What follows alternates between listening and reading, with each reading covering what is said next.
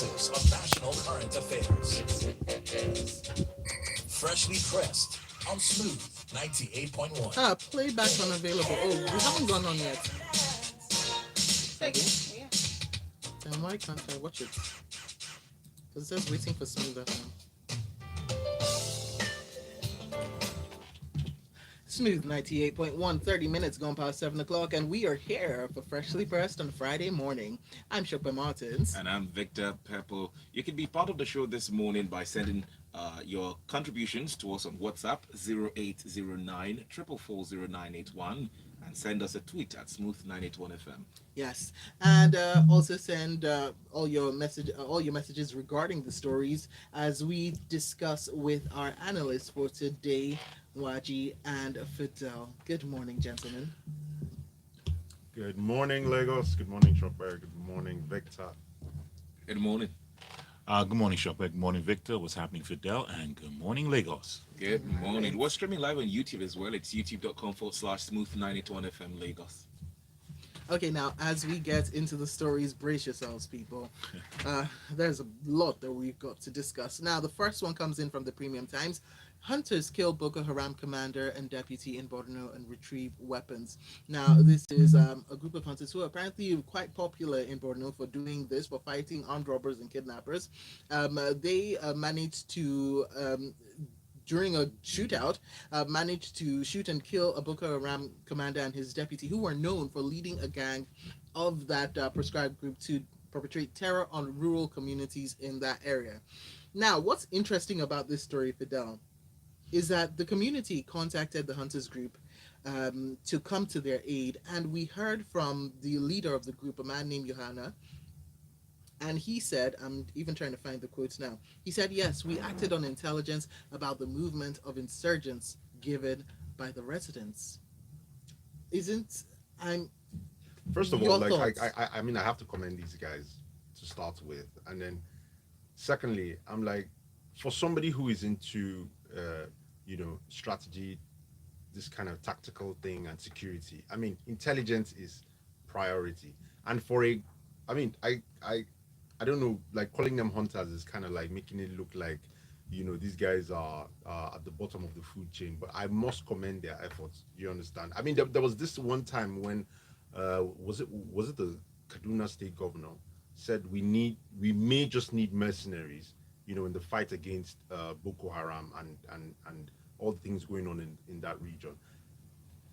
Maybe that time we were thinking when they say mercenaries, they must come from outside Nigeria or something. But in Like this a case, Wagner group or something yeah, like from that. maybe from Israel or something. But in this case, we see these guys. First of all, they have intelligence. Secondly, they know the terrain, and then thirdly, there is accountability.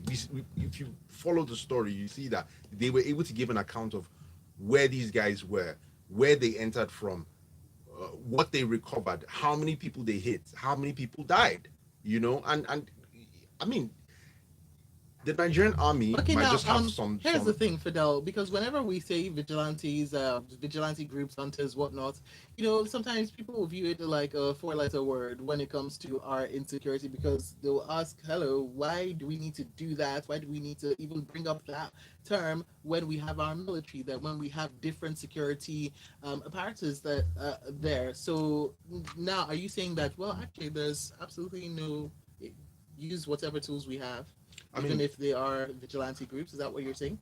look, Chopper, I hate to sound like a broken record, but we've said this so many times. Policing is local, right? It may just be another case for state policing. Policing has to be local. The Nigerian army is not even supposed to be the ones defending the country inside. They are supposed to hold the territorial integrity, right?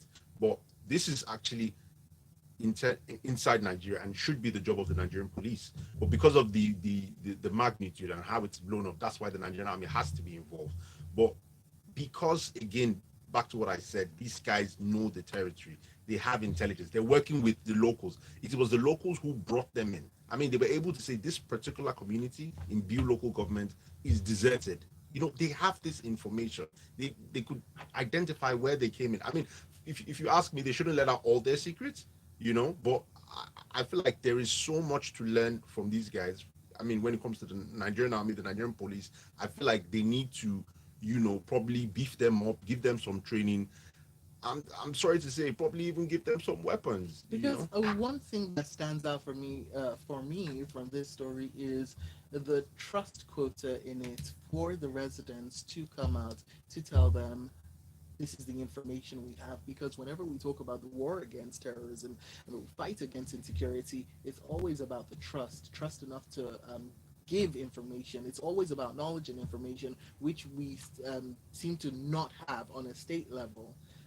But apparently we do have when it comes to the individuals of the communities. I mean, in other stories, we'll probably see how um, just telling or just talking and not doing leaves a lot of doubt in the hearts of the people. But we see these guys. I mean, like I said, the community brought them in, like you said. So there's a lot of trust. This is something our own government, both at the state level, both at the federal level, needs to imbibe. And Well, Fidel, when you say that, we actually have some news on that Exactly. from the Yeah, New yeah. Telegraph. Yeah, from New Telegraph, just moving on from the other story. Southern Kaduna, we've trained 122 vigilantes on hinterland security. In fact, the Director of Defense Media Operations of the Nigerian Army, Major General Bernard Onyuko, was the one speaking at a bi-weekly operational briefing held at the defense headquarters in Abuja yesterday, where he said security personnel would, the ones they've trained, would help the military and other security agencies in guaranteeing security and safety of communities in the hinterland. Let's bring you in, Waji, to the conversation. Just picking up from where Shokwe and Fidel left off. In Borno State, it's hunters going after Boko Haram. In Sokoto State, the army said, "Oh, we're training vigilantes to help us go after these people and give us information as well." I think Fidel captured it perfectly in the first story where he said security is local, and I think switching, excuse me, I think switching strategies towards moving within local individuals. I mean, I hate that word vigilantes and mercenaries because I don't think it quite captures it. I think it's more engaging of the community and community policing.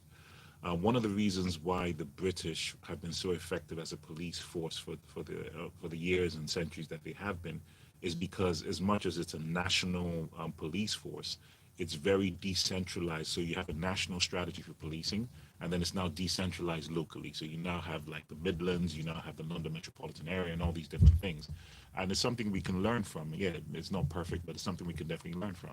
So when you now bring it into what's happening specifically in Kaduna, and then with references to the point that Victor made around Sokoto and different areas, I think it's a welcome strategy. If you can begin to equip individuals with the security, wherewithal, and the knowledge of how to handle criminals, how to handle crime, these individuals know the terrain better than any military would. These individuals know the terrain better than police. So who best? Because the likelihood is that if it's operating within your area, you know who it is. You just don't want to be that snitch. And that's what a lot of people don't want to realize. So if you now equip people with the relevant training, the skills, the weaponry and the tactics to go, and also the accountability to go ahead and do certain things, then I welcome it because we have to do things differently. This is going into what, Shopper, year 13? We've been having this conversation around, started with Boko Haram, the early incarnation of Boko Haram, to the later ones, and then now banditry, and then all these different things. So we need to switch things up. I think you need to encourage local community policing to be able to tackle this thing at the root. Now, one question though that I have is if we start to turn towards the building up of our local, if you want to say local policing, it comes from individuals within the community, and we want to start arming them with weapons. What happens afterwards? Because we've seen this happen in countries like the United States, where they did not give up their weapons.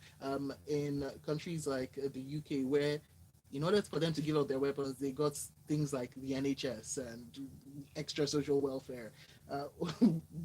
I understand that right now we need to figure things out and sort what's happening in the short term, but looking at long term now, where would we go from there? Well, if we start arming there people? are two ways to look at it, Shopper. And yes, you are right about having a plan to be able to disarm them first. But if you have to be alive to have a future, don't you? Well, you certainly know how to ask those questions. Before we move on from this story, recently we do not hear a lot about Boko Haram again. Rather, it's been taken on with the words bandits and then kidnappers and all that. Mm. Is it that we've completely decimated Boko Haram, or we just rebranded the name? Semantics. Okay, yeah, I was Semantics. going to say Semantics. no. So the answer is no. We haven't eliminated Boko Haram. It's just semantics. It's still the same thing. They're just splintering off into different things now, but it's still Boko Haram at its core. This day news. Tinubu, I made Buhari president, Oshibajo vice president, and Abiodun governor. The national leader of the All Progressives Congress and presidential aspirant Asiwaju Bola Tinubu Thursday, speaking on the emergence of president, vice president, and Ogun State governor Dapo Abiodun. This one, his was back in 2019, so he's referencing the event of 2015 and 2019. He visited Ogun State, and this is part of his tour to woo delegates for the forthcoming presidential primary for the APC.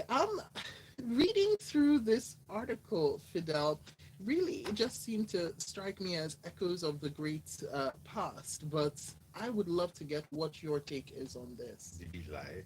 Like, did he lie? Did he? I mean, I correct me if I'm wrong. The governor of Ogun State was there when he said it. Why Yes, didn't he was right next to me. Sir, please correct yourself. I wasn't there. Did he lie? I mean, I just feel like, I mean, for context, okay, I mean, it sounds like bragging, you know. I've seen the comments and people say, oh, you know, he who the gods want to that the first you know. But in my opinion, right, he is trying to communicate and say, I was instrumental in making these people win these posts. And it's not a lie. And I want to see these gentlemen he mentioned, the president of the Federal Republic, the vice president, and the governor of Ogun State, say it's not true, or say we didn't need you. I mean, he was giving a recollection of events, right?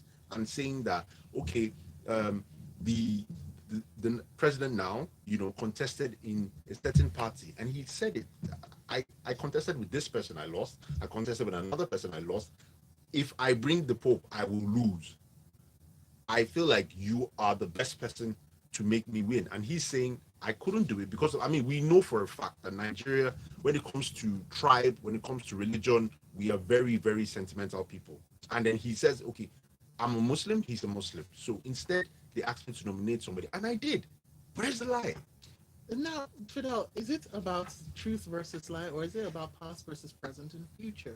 Because if we're, there is a reason he's bringing all of this up, and let's discuss his chances of getting the party ticket for the presidential election. Is he expecting considering his some position? level of goodwill from these people? So I mean, he's saying, you And know, are we viewing that coming into action? fine. So he's saying, you know, I did this, so you know I'm good for it, and you know it's like, oh, it's my turn, right?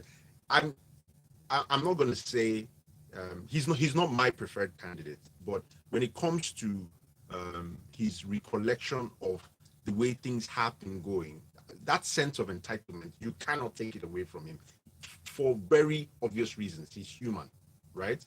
He is human. So all these things are him expressing what has gone, his experiences, and expecting that for all what I have done, I deserve this. Whether he deserves it or not, it's a case for another day, if you ask me. I just wonder what we're going to see, because it doesn't seem like he's the favored candidate when we're looking at from the postponement of the primaries to the president coming back and saying, okay, I need you all behind me for my successor. Hence, I was asking past versus present and future. We've got to move on. Your messages are coming in, and we will be taking them up on 0809 440 981 and up on our YouTube channel. On the app, we are Smooth 981 FM Lagos, and we'll also take your messages via Twitter, where we are at Smooth 981 FM. We'll take your messages in a moment. Let's look at this one in from the Punch newspaper real quickly. Lagos ports collapsing, cargo diversion to West African countries imminent. Now, there are indications that the nation may soon start experiencing more cargo diversions to neighboring West African ports, as well as increase in freight rates due to the collapse of Tinkan and Apapa aprons. Waji, let's come to you for this. Aside the ports in Lagos, there are ports in River State, One. There's one in Warri. There's one in Calabar. It used to be functional at some point. I recall that there was a time in Nigeria, all the four ports were working. We just kind of streamlined down to just Lagos, and Lagos became industry based or center of excellence, commerce, whatever it is you choose to call it, and the other ones were suffering or moribund. In fact, we've seen several companies in the oil and gas leave Nigeria to neighboring Ghana and other West African countries. Are we also going to see this happen with our cargoes? You asked,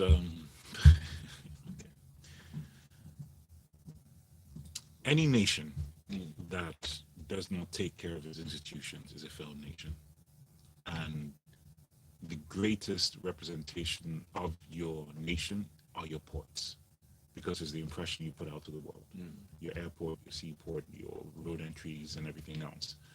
I think what baffles me about this story is that year on year, Customs and MPA report record revenues that they collect from levies and taxes and fees and everything else that they charge, on a daily basis.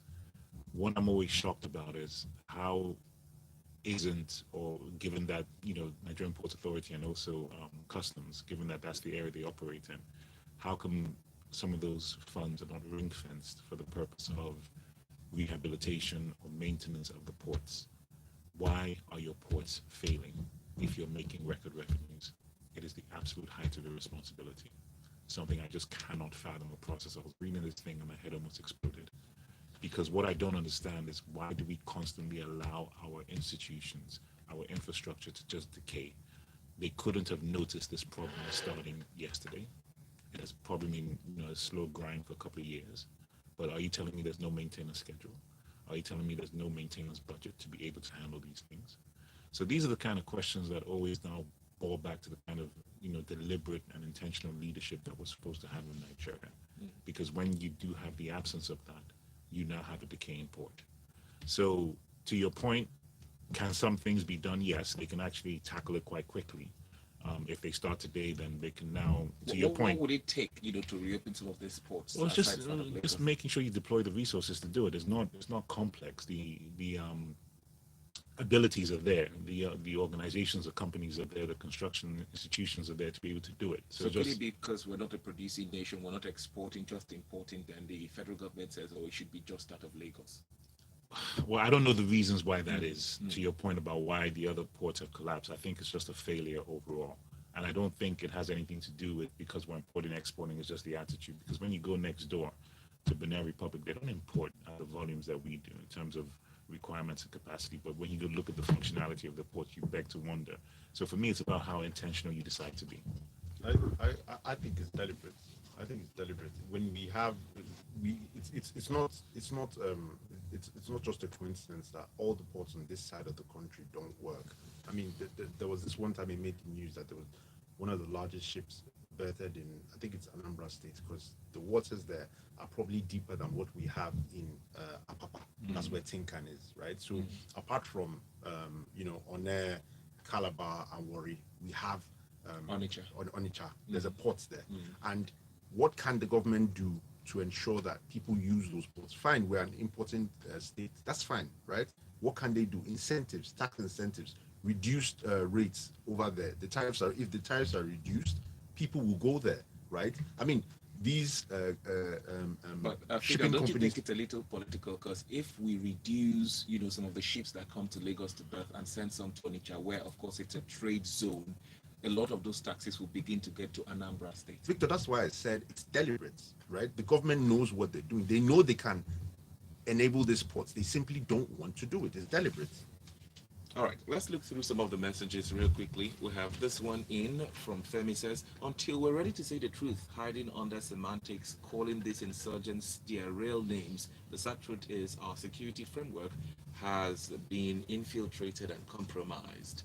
Lua sends a message, says Tinubu can actually add that he made all Nigerians our ancestor, but to be frank, he played a great part in the emergence of those people. He's obviously kicking against the moves of the president, but this is actually what he does in Lagos. Ken says Tinubu is not taking this Buhari's breakfast to APC aspirants well. If Tinubu was all that, he should have ran in 2015.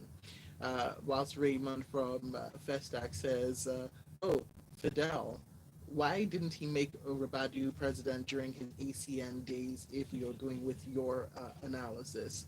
And Tunde says the fighting dirty has just started. This just shows that Tinubu does not really want to serve and better Nigeria. He wants to rule and just enjoy the power of being president. Well, in your opinion, Tunde, maybe you don't know what's going on in his mind, but well, you can make your guesses, I suppose. All right. If Tinubu feels he's the structure of APC, he should act like Peter Obi and move to another party with his structure and do it by himself. All right.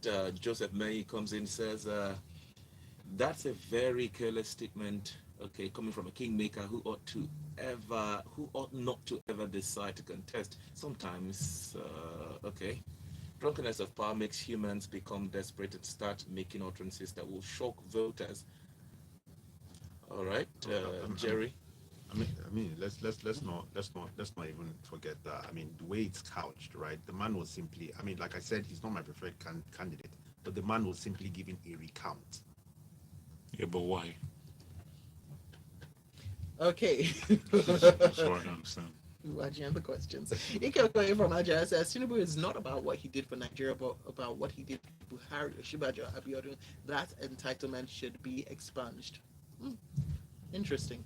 All right, and this one in from Alex in VI. The comment from Tinubu on Governor Abiodun, VP of Sibanjo, President Buhari is an all-time low, irrespective of the frustration. If APC gave their tickets to Shibajo, then this could be the beginning of the end of Tinubu's political dynasty. Nothing lasts forever. And we move on to news from The Guardian. 1.2 trillion naira unremitted oil money raises fresh concerns over federal government's revenue agencies, with stakeholders yesterday in Abuja raising serious concerns over the loopholes in revenue collections and remittances to government accounts by federal government agencies, a development which may, apparently according to the article, have resulted in over $1.3 billion, that's about 540 billion naira, and another 670 billion naira unremitted revenue from the oil and gas sector alone. Fidel, your thoughts? I mean, the spotlight is on the oil and gas sector because that is where we make our most money from, right? And I feel like these things better late than never. Okay, so this committee was charged with doing some sort of audit, and then we realized that from 2014 to trying to get the dates now, 2014 to 2018, a total of almost $6 million and $510 million in late payments, and no surcharge was given. So when how would I say now? When we have delays in payments, right? These customers ought to pay some surcharge to the commission. That's the NNPC as it then was, and nothing was collected, and all this revenue has been, lost. I mean, we know for a fact that there was a lot of darkness in the financial records of the NNPC, and I'm glad it's finally coming out. I just want to hope that the House of Rep, the Public Accounts Committee, I just hope they are able to follow this through. And like I said, it's not just the NNPC, right? But because this is our major source of revenue as a country, we need to take this up seriously. And the representative of the PAC, Busayo Oluwole, okay, said something, right? Fine, around the world, the tech companies, the Teslas are the ones making money, but Saudi Aramco is one of the richest companies in the world, right? And the state, it's the Saudi government that owns it. I mean, they run it like a Fortune 500 company, and Saudi Aramco is making so much money. why can't we now have, okay, let me not say why, we now have the NNPC as a limited company, right? So I mean, yeah, it has its shareholders, the Minister of Finance and whatnot. We have to make sure that the NNPC is a viable company that can, match Saudi Aramco. I don't know if the people there have the capacity to do it. I don't know if our Minister of Petroleum, anyway, thank God the Minister of Petroleum is going to go soon. I don't know if they have the capacity to do it, but we need to do it. I recall that in 2020, Executive Secretary of the Nigeria Extractive Industries and Transparency Initiative, that's NATI, talked about 2.6 trillion naira unpaid in taxes and other levies from the extractive sector, including this oil and gas that we're talking about. He sent a report to Mr. President. Nothing was done about it, and he kept, trying to follow up on that, and there was nothing really done about this. So it's not exactly that perhaps the federal government does not know that there are certain companies who have not remitted in taxes or what they're supposed to, and it's running into trillions. The bigger question here is who are the key players in this oil and gas sector? Because according to the report also put out by the ES of NATI, he had said beneficial ownership is something that we must always consider. Who are the real owners of some of these companies that operate in the oil and gas sector? Yes, they might have people who are, the names, or I mean chairman of some of the boards, but these chairmen are not the actual owners, quote unquote, of some of these companies. And then when it comes to remittance, they know how they speak with government and, just waive it. If we continue having waivers for some of these companies that are supposed to remit in taxes, how then are we going to, move from where we are to achieving progress with some of the gaps that we have in our infrastructure deficits? Victor, luckily, there are no statutes of limitation for prosecuting crimes, right? So, first of all, this audit is, like I said, it's important. Even if this government does not have the potential, right, to see this through, it's fine. It's fine. But these investigations, these reports are there. Even if it takes the third three administrations after, these reports are there. And then we have those companies who are owing the NNPC as it then was. Whoever their executives were, whoever the chairman of whichever board it was, eventually these people can be fished out and, justice can be served. All right. We have a message in from Dakbo. Dakbo sends a message. He says some people in the APC, especially like Ashiwaju, are beginning to sound like soft grapes, the way they are ranting about how they made who and who. As far as Buhari is choosing his so-called successor, let him use the proper word recommend, because Nigeria is bigger than sets of individuals. I don't know why Nigerians have to be victims of, he just goes on with names.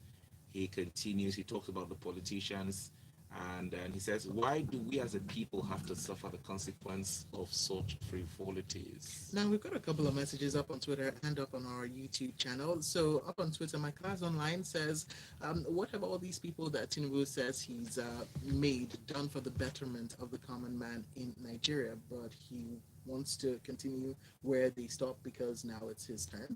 And this one in from, hold on one second, Laide Akin saying, all Tinubu recounted were things that he did for himself, not Nigeria. I think his efforts have actually made Nigeria worse off. That's Laide's point of view. All right, we have this one in from okay says APC was a local regional tribal party based in Lagos. Buhari's CPC was a stronger northern tribal party based up north. Even when Buhari lost the presidential election, his total votes was several multiples of what APC garnered in the west. Tinubu backed Ribadu and failed, backed Adeola and failed, backed Atiku and also failed. Buhari's emergence as APC's presidential candidate gave the party a wider acceptability and stronger platform nationwide. Buhari's acceptance brought in 12 million votes. Tinubu could not get a reasonable percentage of votes from his stronghold as contribution to the overall winning vote. Even in Lagos, the stronghold of APC, the party defeated PDP by less than 100,000 votes. Buhari is the person that should be boasting, not Tinubu. Wow. Thank you for sending in Well that done. very long message. And we've got this one in from Chris saying, if Tinubu really is a kingmaker, well, then he should make himself president. Well, that's what everybody's saying. That's all, folks. And Well, I wish we had time for this one from the Guardian. 20 million unclaimed PVCs upset INEC, but we need to go. yes, but we Go vote. I like that one. I mean, no collected PVCs, 20 million uncollected. In order to vote, you need to collect your PVCs. Simple. Like you said it all. And for him to say more, you can go check him out on Twitter, on Instagram, where he is at the corporate MC. Corporate spelled with a K. And you can also find Fidel at Izotene across the social media platforms, such as Twitter and Instagram. I'm not sure what else, but he is at Izotene. So at the corporate MC and at Izotene will be with you even after Freshly Pressed. Coming up, we've got sports for you inside the locker room. The headlines. Wait, it's really The steady, stories. right?